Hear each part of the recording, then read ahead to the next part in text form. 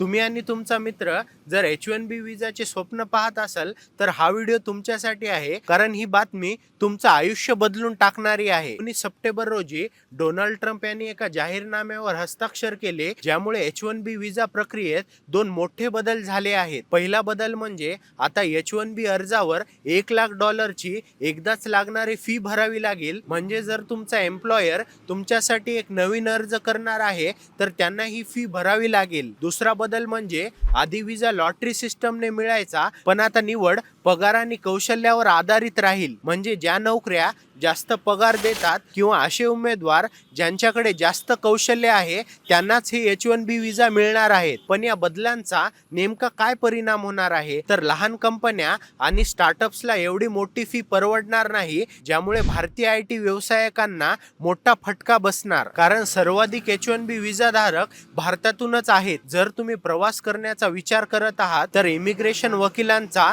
सल्ला घेणे खूप आवश्यक आहे, कारण नवीन नियमांमुळे पुन्हा प्रवेश करताना गोंधळ होऊ शकतो. मात्र सध्या ज्या लोकांकडे आधीपासूनच H1B आहे त्यांच्यासाठी मोठा दिलासा आहे, कारण त्यांना ही H1B फीस भरावी लागणार नाही.